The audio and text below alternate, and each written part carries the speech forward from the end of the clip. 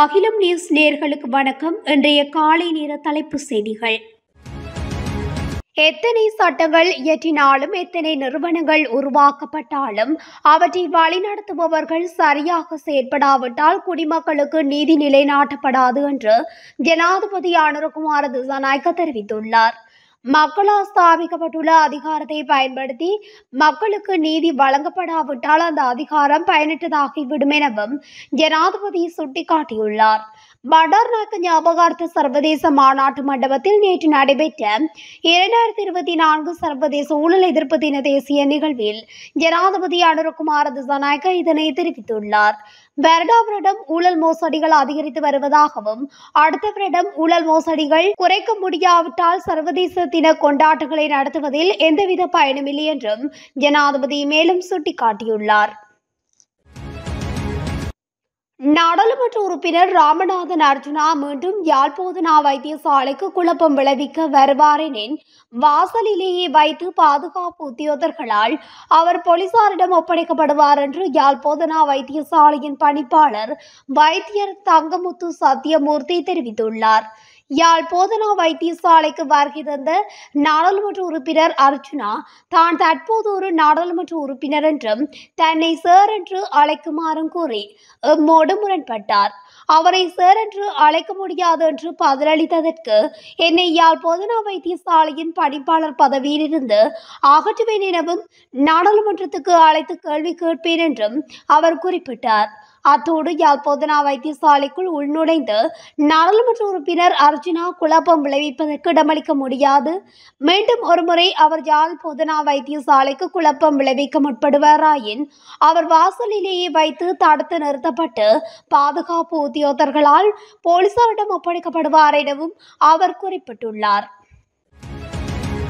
சுகாதார மற்றும் ஊடக அமைச்சர்களின் புதிய செயலாளராக விசேட வைத்திய நிபுணர் அனில் ஜெயசிங்க நியமிக்கப்பட்டுள்ளார். இது தொடர்பான நியமன கடிதத்தை ஜனாதிபதியின் செயலாளர் நந்திக சனத்குமார் நாயக்க சடுதிரணி வைத்திய நிபுணர் அனில் ஜெயசிங்கவிற்கு நேற்று ஜனாதிபதி செயலகத்தில் வைத்து கையளித்துள்ளார். ஜனாதிபதி அனுரகுமார திசாநாயக்கவினால் இந்த நியமனம் வழங்கப்பட்டுள்ளது. 2025 ஆண்டுக்கான வரவு செலவு திட்டத்தை தயாரிப்பதற்கான அமைச்சர்கள் மட்டத்திலான முன் கலந்துரையாடல் ஜனாதிபதி அனுரகுமார திசாநாயக்க தலைமையில் ஆரம்பமாகியுள்ளது. குறித்த கலந்துரையாடல்கள் நேற்று ஜனாதிபதி அலுவலகத்தில் ஆரம்பிக்கப்பட்டுள்ளது. இதன்படி முதலாவதாக நேற்று கல்வி அமைச்சின் வரவு செலவு திட்டம் தொடர்பான முன்மொழிவுகள் மீதான கலந்துரையாடல்கள் இடம்பெற்றுள்ளது. அதன்போது கல்வி, உயர்கல்வி மற்றும் தொழிற்கல்வி அமைச்சர் பிரதமர் ஹரணி அமரசூரிய மற்றும் அமைச்சின் சிரேஷ்ட அதிகாரிகள் குழுவினர் கலந்து கொண்டுள்ளனர். இலங்கை மின்சார சபைக்கு $30 மில்லியன் நிதியை வழங்குவதற்கு ஆசிய அபிவிருத்தி வங்கி தீர்மானித்துள்ளது. எரிசக்தி துறையில் தற்போதைய மற்றும் எதிர்கால திட்டங்களின் நிலைத்தன்மையை மேம்படுத்த இந்த நிதி வசதி பயன்படுத்தப்படும் என்றும் ஆசிய அபிவிருத்தி வங்கி ஒரு அறிக்கையில் தெரிவித்துள்ளது. இலங்கைக்கு வழங்கப்படும் முதல் நிதி இதுவாகும். புதுப்பிக்கத்தக்க ஆற்றலை ஊக்குவித்தல் மற்றும் இத்துறையில் தனியார் துறையின் பங்களிப்பை அதிகரிப்பது இந்த திட்டத்தின் நோக்கம் என ஆசிய அபிவிருத்தி வங்கி கூறுகிறது. 2030 ஆண்டளவில் இலங்கையின் 70% மின்சார உற்பத்தியை புதுப்பிக்கத்தக்க மூலாதாரங்கள் மூலம் பெற்றுக்கொள்ளும் திட்டத்தை அடைய இந்த வேலை திட்டம் முக்கியமானது என ஆசிய அபிவிருத்தி வங்கி தெரிவித்துள்ளது. தற்போதைய சாரதி அனுமதி பத்திரத்துக்கு பதிலாக புதிய டிஜிட்டல் சாரதி அனுமதி பத்திரத்தை உடனடியாக அறிமுகப்படுத்த அமைச்சரவை அனுமதி அளித்துள்ளது. டிஜிட்டல் சாரதி அனுமதி பத்திரம் வழங்கப்படும் வரை தற்போதைய முறையை தொடர்ந்து நடைமுறைப்படுத்தவும் அமைச்சர்கள் குழு முடிவு செய்துள்ளது. தரவுகளை எளிதாக்கும் புதிய தொழில்நுட்பத்தின்படி தற்போது உலகின் பல நாடுகளில் பயன்படுத்தப்படும் டிஜிட்டல் சாரதி அனுமதி பத்திரத்தை வழங்குவதற்கான பொருத்தத்தை அரசாங்கம் அங்கீகரிக்கும். இதன்படி போக்குவரத்து, நெடுஞ்சாலைகள், துறைமுகங்கள் மற்றும் சிவில் விமான சேவைகள் அமைச்சரினால் முன்வைக்கப்பட்ட யோசனைகளை கருத்தில் கொண்டு இந்த டிஜிட்டல் சாரதி அனுமதி பத்திரம் விரைவில் அறிமுகப்படுத்தப்பட உள்ளது. நிர்ணயிக்கப்பட்ட விலைக்கு மேல் அரிசி விற்பனை செய்யப்பட்டால் அது தொடர்பில் நுகர்வோர் ஆணையத்தின் 1977 என்ற எண்ணுக்கு அழைத்து முறைப்பாடு செய்யலாம் என நுகர்வோர் அதிகார சபை தெரிவித்துள்ளது. அரிசிக்கான அதிகபட்ச விலையை உள்ளடக்கிய வர்த்தமானி அறிவித்தல் வெளியாகியுள்ள நிலையில் இந்த அறிவிப்பு வெளியாகியுள்ளது. அரசாங்கத்தினால் வழங்கப்படும் அதிகபட்ச விலைக்கு மேல் அரிசியை விற்பனை செய்யும் வர்த்தகர்களை தேடும் வகையில் நேற்று முதல் சுற்றிவளைப்பு நடவடிக்கை மேற்கொள்ளப்படவுள்ளதாகவும் தெரிவிக்கப்பட்டுள்ளது. முறைகேடாக அல்லது அதிகப்படியான விலைக்கு அரிசி விற்பனை நடந்தால் நுகர்வோர் ஆணையத்தின் 1977 என்ற எண்ணுக்கு அழைத்து முறைப்பாடு செய்யலாம் எனவும், மேலும் நுகர்வோர் அதிகார சபையின் மாவட்ட அலுவலகங்கள் மற்றும் தலைமை அலுவலகத்திலும் முறைப்பாடு செய்யலாம் என குறிப்பிட்டுள்ளார். கட்டுநாயக்க விமான நிலையத்தில் 2 பெண் விமான பயணிகள் கைது செய்யப்பட்டுள்ளனர். சட்டவிரோதமான முறையில் 30 லட்சம் ரூபாய் பெறுமதியான வெளிநாட்டு சிகரெட்டுகளை கொண்டு வந்த பெண்களை போலீஸ் போதைப்பொருள் ஒழிப்பு பணியக அதிகாரிகள் நேற்று அதிகாலை விமான நிலையத்தின் வருகை முனையத்தில் வைத்து கைது செய்துள்ளனர்.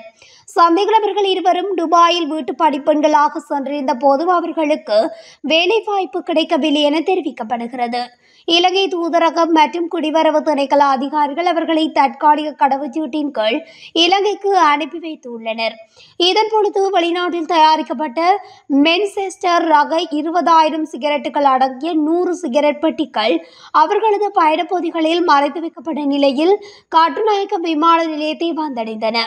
சந்தேக நபர்களில் ஒருவர் மொரட்டுவை பிரதேசத்தைச் சேர்ந்த 33 வயதுடையவர் எனவும், மற்றவர் மீரிகம பிரதேசத்தைச் சேர்ந்த 52 வயதுடையவர் எனவும் தெரிவிக்கப்பட்டுள்ளது. ஹோட்டல் ஊழியர்களுக்கு இடையில் ஏற்பட்ட மோதல் ஒன்றில் ஊழியர் ஒருவரால் கத்தியால் குத்தப்பட்ட மற்றும் ஒரு ஊழியர் உயிரிழந்துள்ளார். யாழ்ப்பாண நீர்கொழும்பு வீதியில் அமைந்துள்ள ஹோட்டல் ஒன்றில் நேற்று காலை இந்த சம்பவம் நிகழ்ந்துள்ளது. இரு ஊழியர்களுக்கும் இடையே வாக்குவாதம் ஏற்பட்டதை அடுத்து ஊழியர்களில் ஒருவர் மற்ற ஊழியரின் கழுத்து மற்றும் காலில் கத்தியால் தாக்கியுள்ளார். கத்திக்குத்து தாக்குதலில் படுகாயமடைந்த ஊழியர் ராகம வைத்தியசாலையில் அனுமதிக்கப்பட்ட போது உயிரிழந்துள்ளதாக தெரிவிக்கப்படுகிறது. விஜயகுமார் என்ற நபரே இவ்வாறு கொல்லப்பட்டுள்ளார். குற்றத்தை செய்ததாக சந்தேகிக்கப்படும் மற்ற ஊழியர் பிரதேசத்தை விட்டு தப்பி சென்றுள்ளார். அவரை கண்டுபிடிக்க போலீசார் விசாரணைகளை ஆரம்பித்துள்ளனர். வீதியில் பயணித்த நபரொருவரை மோதி தப்பி செல்ல முயன்ற கார் மீது துப்பாக்கி பிரயோகம் மேற்கொள்ளப்பட்டுள்ளதாக கடுவளை போலீசார் தெரிவித்தனர். நபரொருவரை காரில் மோதி கொலை செய்வதற்கு முயற்சிப்பதாக போலீசாருக்கு தகவல் கிடைத்துள்ளது. இதனையடுத்து சம்பவ இடத்திற்கு விரைந்த போலீஸ் அதிகாரிகள் குழுவொன்று குறித்த காரை நிறுத்துமாறு காரின் சாரதிக்கு உத்தரவிட்டுள்ளனர். இதன்போது காரில் பயணித்த சந்தேக நபர்கள் போலீஸ் உத்தரவையும் மீறி அங்கிருந்து தப்பி செல்ல முயன்றதால் போலீசார் கார் மீது 2 தடவைகள் துப்பாக்கி பிரயோகம் மேற்கொண்டுள்ளனர். ஆனாலும் சந்தேக நபர்கள் காரை நிறுத்தாமல் அங்கிருந்து தப்பி சென்றுள்ளதாக போலீசார் மேலும் தெரிவித்தனர். புத்தளம் சிலாபம் வட்டக்கள்ளிய ரயில் கடவையில் மோட்டார் சைக்கிள் மீது ரயில் மோதிய விபத்தில் வெளிநாடு செல்லவிருந்த இளைஞர் ஒருவர் உயிரிழந்துள்ள சம்பவம் துயரத்தை ஏற்படுத்தியுள்ளது.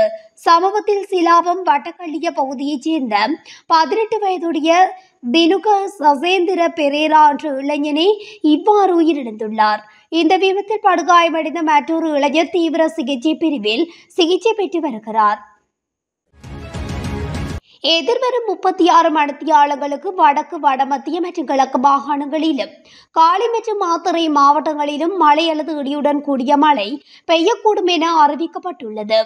அத்துடன் தென்கிழக்கு வங்காள விரிகுடா கடற்பரப்பில் உருவாகிய குறைந்த காற்றழுத்த மண்டலம் மேலும் வலுவடைந்து 11ஆம் தேதி அளவில் இலங்கை தமிழக கடற்பரப்பை அடையும் என வளிமண்டலவியல் திணைக்களம் எதிர்வு கூறியுள்ளது.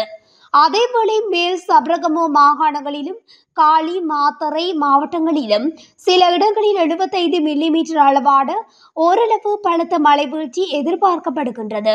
தென்மேற்கு வங்காள விரிகுடாவின் கடற்பகுதிகளில் நிலை கொண்டுள்ள காற்றழுத்த தாழ்வு மண்டலமானது தொடர்ந்தும் நீடிப்பதனால் மீனவர்கள் மற்றும் கடல்சார் பணியாளர்கள் குறித்த பகுதிகளுக்கு செல்ல வேண்டாம் என எச்சரிக்கப்பட்டுள்ளனர். இதன்படி குறித்த கடற்பகுதிகளில் காற்றானது 60 கிலோமீட்டர் வரையான வேகத்தில் அதிகரித்து வீசக்கூடும் என எச்சரிக்கை விடுக்கப்பட்டுள்ளது. அம்பலப்பட்டிய ஜனாதிபதி பாடசாலையில் நடைபெற்று வரும் உயர்தர பரீட்சைகளுக்கான கடமைகளுக்கு நியமிக்கப்பட்டிருந்த போலீஸ் கான்ஸ்டபிள் ஒருவர் மதுபோதையில் வந்து போலீஸ் சார்ஜென்ட் ஒருவரை தாக்கிய சம்பவம் திங்கட்கிழமை இடம்பெற்றுள்ளது. இது தொடர்பில் அம்பலப்பட்டிய போலீஸ் பிரிவில் கடமையாற்றும் குறித்த போலீஸ் கான்ஸ்டபிள் கைது செய்யப்பட்டுள்ளதுடன் தாக்குதலுக்குள்ளான போலீஸ் சார்ஜென்ட் மேலத்தொடு காயமடைந்த நிலையில் சிகிச்சைக்காக வைத்தியசாலையில் அனுமதிக்கப்பட்டுள்ளார். மகாவலி ஆற்றில் மிதந்து கொண்டிருந்த சடலம் ஒன்று மீட்கப்பட்டதாக நாவலப்பட்டி போலீசார் தெரிவித்தனர். குறித்த சடலம் நேற்று மீட்கப்பட்டுள்ளது. நாவலப்பட்டி கேபகஸ் தலாவ பிரதான வீதியில் மெல்லந்த பாலத்தின் கீழ் மகாவலி ஆற்றில் சடலம் ஒன்று மிதப்பதாக கிடைத்த தகவலின் அடிப்படையில் நாவலப்பட்டி போலீசார் சம்பவ இடத்திற்கு சென்று சடலத்தை மீட்டுள்ளனர். இதனையடுத்து சடலம் பிரேத பரிசோதனைக்காக நாவலப்பட்டி மாவட்ட பொது வைத்தியசாலையின் சட்ட வைத்திய அதிகாரிக்கு அனுப்பி வைக்கப்படும் என நாவலப்பட்டி போலீசார் தெரிவித்துள்ளனர்.